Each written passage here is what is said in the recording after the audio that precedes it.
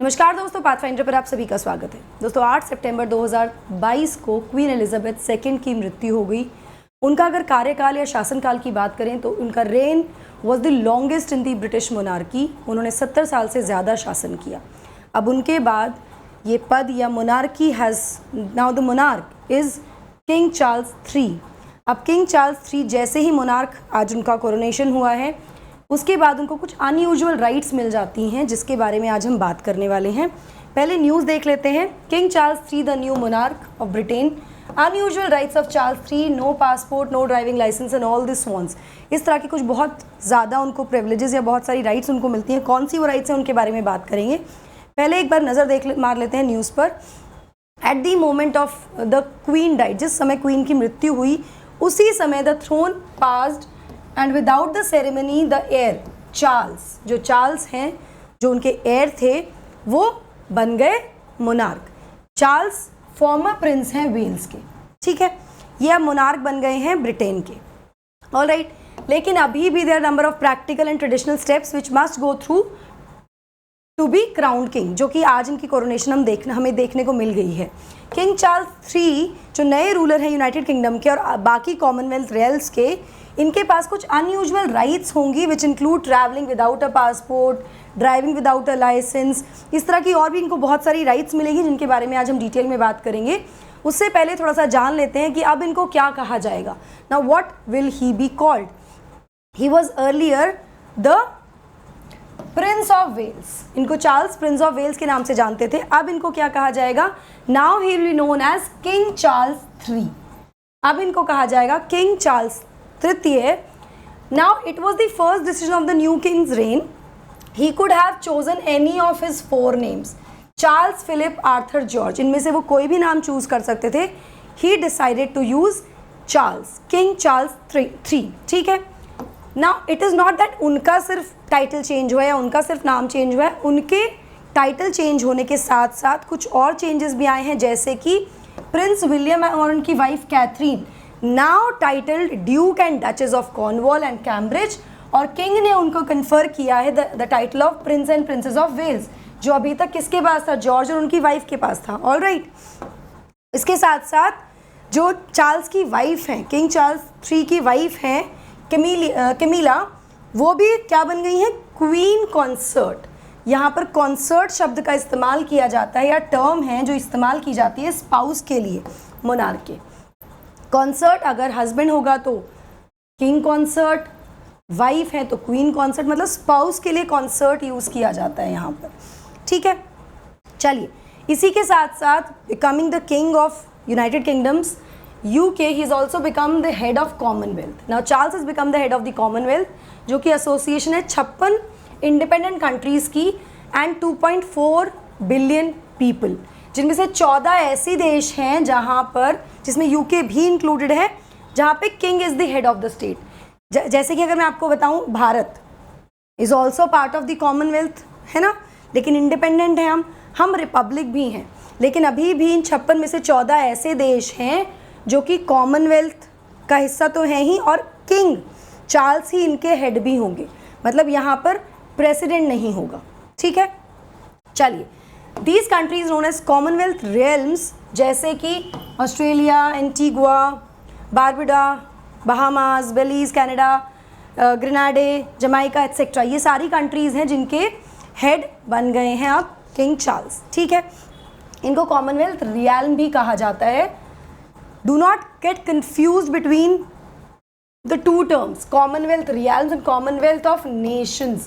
Bharat Commonwealth of Nations का part है, and हमारे यहाँ पर because we are republic, not just democratic, also republic, we have a elected head, ठीक है। Now इसमें डिफरेंस समझ लेते हैं। Commonwealth realm क्या होता है? Commonwealth realm होता है एक ऐसा संप्रभु राज्य, स्टेट, सॉवरन स्टेट, जहाँ पर queen Elizabeth II was its monarch and head of the state. इनको कहा जाता था कॉमनवेल्थ रियल्म। अभी कौन हो जाएगा क्वीन एलिजाबेथ के बाद? It will be king Charles III. Each realm functions as an independent co-equal kingdom from the other realms. Independent co-equal kingdoms हैं ये, ठीक है। नाउ कॉमनवेल्थ ऑफ नेशन समझ लेते हैं। कॉमनवेल्थ ऑफ नेशंस और कॉमनवेल्थ जिसको हम जनरल टर्म में बोलते हैं, ये एक पॉलिटिकल एसोसिएशन है मेंबर स्टेट्स की, जहाँ पर उनका एक कॉमन गोल है, जैसे कि डेवलपमेंट, डेमोक्रेसी, पीस, ये कॉमन गोल शेयर करते हैं। और यहाँ पर मैं आपको बता दूँ, नियरली जो भी मेंबर्स हैं ना इस कॉमनवेल्थ के, वो अधिकतर वो टेरिटरीज़ हैं जो कि ब्रिटिश एम्पायर का हिस्सा थी। कभी भारत, पाकिस्तान भी इसी में से आ जाता है, ठीक है। But now we are not part of commonwealth realms. मैं आपको भी मैप दिखाऊंगी, आपको समझ में आ जाएगा। It dates from the first half of the 20th century with decolonisation of British empire through increase self governance. यहाँ से शुरू हुआ। It was originally created as British Commonwealth of Nations. जब ये शुरुआत हुई इसकी, ये ब्रिटिश कॉमनवेल्थ ऑफ नेशंस थी, लेकिन अभी फ़िलहाल अगर प्रेजेंट डे की बात करें, कोई भी कंट्री कॉमनवेल्थ का हिस्सा बन सकती है, ठीक है। Now this is these are the countries.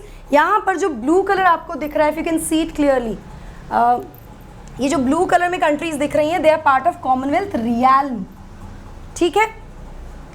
As of November 30, 2021, दूसरा जो लाइट ब्लू कलर दिख रहा है आपको, इट इज़ फॉर्मर रियल्म्स। और यहाँ पर ईयर लिखा हुआ है जब उन्होंने एक तरह से दे बिकेम रिपब्लिक। जैसे इंडिया रिपब्लिक कब हुआ, 1950 में, तो हम क्या बन गए, फॉर्मर कॉमनवेल्थ, फॉर्मर रियल, ठीक है, फॉर्मर हैं हम, अभी नहीं हैं। इसी तरह से साउथ अफ्रीका 1961 में, Mauritius, Kenya, Ghana etcetera, all these countries. Alright, Sri Lanka also 1972 में। चलिए, कॉमनवेल्थ ऑफ इंडिपेंडेंट स्टेट्स, ये भी सुनने को मिलता है। Now do not get confuse between the three terms. Commonwealth of Independent States, CIS, basically एक रीजनल इंटरगवर्नमेंटल ऑर्गेनाइजेशन है, जिसकी जो बनी थी, जो गठित हुई थी following to the dissolution of Soviet Union 1991। Soviet Union का जब डिसोल्यूशन हुआ, डिसॉल्व हुई सोवियत संघ 1991 में, उसके बाद CIS वॉज फॉर्म्ड, ठीक है। तो do not get confuse in all these things. चलिए, अब उनको क्या अनयूजुअल पावर्स मिलने वाली है, इसके बारे में बात करने से पहले आप मुझे फॉलो कर सकते हैं इन दोनों टेलीग्राम चैनल्स पर। मेरी सभी क्लास की अपडेट, शेड्यूल्स और PDFs के लिए अनअकैडमी ऐप पर भी आप मुझे फॉलो कर सकते हैं। मेरी सभी स्पेशल क्लासेस प्लस कोर्सेज के लिए एनरोल करने के लिए आपको सिर्फ मेरा कोड यूज़ करना है, NDLife10। नाउ 20% डिस्काउंट आपको मिल रहा है आपके सभी अनअकैडमी UPSC सब्सक्रिप्शंस पर गाइज। अभी जाइए, यूज़ कीजिए मेरा code NDLife10 and you can avail 20% discount and you can ace your preparation with top educators here. Why Unacademy? Because Unacademy आपको बहुत सारे बेनिफिट्स देता है सब्सक्रिप्शन पर, साथ साथ अगर मैं रिजल्ट की बात करूं तो रिजल्ट भी यहाँ पर आपको देखने को मिल रहा है। जल्दी से देख लेते हैं कौन सी अनयूजुअल राइट्स मिल गई हैं अब किंग चार्ल्स 3 को।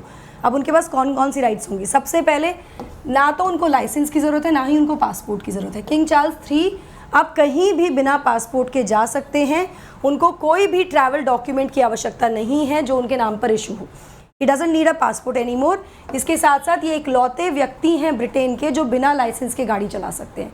ये इनकी अनयूजुअल पावर्स हैं जिनको मिली हैं अभी, जैसे वो किंग बनते हैं। एक और बहुत अनयूजुअल सी पावर है कि उनके 2 बर्थडेज होंगे। जैसे चार्ल्स की मदर जो थी क्वीन एलिजाबेथ 2, है ना, उनके भी 2 बर्थडेज थे। उनका एक्चुअल बर्थडे था 21 अप्रैल को और एक ऑफिशियल पब्लिक सेलिब्रेशन के लिए बर्थडे था 2nd ट्यूसडे इन जून, ठीक है। 2 बर्थडे थे। अब किंग चार्ल्स के भी 2 बर्थडेज होंगे। कौन कौन से होंगे? चार्ल्स का एक्चुअल बर्थडे नवंबर 14 को होता है, वो विंटर मंथ में होता है, तो इसलिए टू सेलिब्रेशंस को या ऑफिशियल बर्थडे, ताकि सभी लोग सेलिब्रेट कर सकें, तो एक वार्मर मंथ कंसिडर किया जाएगा ताकि पब्लिक सेलिब्रेशन यहाँ पर हो सके, ठीक है। He too is likely to have an official birthday of warmer month, जहाँ पे सभी लोग आकर सेलिब्रेट कर सकें इनका बर्थडे। 2 बर्थडेज होंगे। इसके अलावा no voting. The British monarch can not vote, ये वोट नहीं कर सकते हैं और ना ही ये पब्लिक ऑफिस के लिए कंटेस्ट कर सकते हैं इलेक्शंस में, क्योंकि शी और he must remain strictly neutral in political affairs. उनको बिल्कुल न्यूट्रल रहना है। इसके साथ साथ 12वीं सेंचुरी से एक बहुत ही ट्रेडिशन है जहाँ पे अनमार्क्ड म्यूट स्वॉन्स जो होते हैं, this is how they look in the waters of England and Wales. England और वेल्स के पानी में जो भी इस तरह के अनम्यूटेड स्वॉन्स हैं, उनकी जो ओनरशिप है वो किसके पास है? ये ओनरशिप मोनार्क की है, मतलब they are considered the property of monarch. ये भी कुछ अनयूजुअल राइट है। इसी के साथ साथ रॉयल वारंट आ जाता है। तो जो कंपनीज हैं जो सप्लाई करती हैं मोनार्क की गुड्स एंड सर्विसेज, ये issue will be issued a royal warrant by King Charles 3।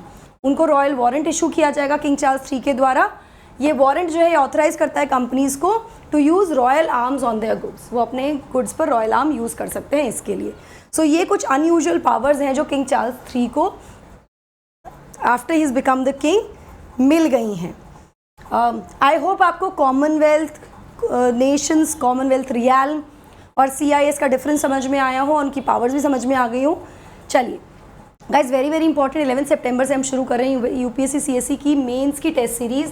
अभी जाकर एनरोल कर लीजिए, बहुत सारे बेनिफिट्स हैं। नाउ आइकॉनिक सब्सक्रिप्शन में क्या बेनिफिट मिलते हैं, जैसे लाइव मेंटोरशिप है, डेली आंसर राइटिंग है। एक बहुत इंपॉर्टेंट है physical notes. Now you do not gate physical notes with the plus subscription, you have to go for the iconic subscription if you want to avail the physical notes benefit। अभी subscribe कीजिए with my code NDLive10। 0% EMI का option भी available है loan पे, ये भी आप use कर सकते हैं। बैचेस 8 तारीख से शुरू हो चुके हैं 2023 और 2024 के लिए। लाइव स्कॉलरशिप टेस्ट होता है हर संडे सुबह 11 बजे। अभी जाकर एनरोल कर लीजिए with my code NDLive10 here. Doubt दरबार, these are the dates and subjects that you can avail the doubt clearing sessions। these are free sessions। सिर्फ आपको एक QR कोड स्कैन करना है और आप एनरोल कर सकते हैं इन डाउट सेशंस के लिए। So that's it from my side. Don't forget to like, share and subscribe to the channel और कमेंट सेक्शन में NDLive10 लिखना बिल्कुल भी ना भूलें अगर आपको सेशन अच्छा लगा हो तो। That's it from my side. Thank you so much. God bless.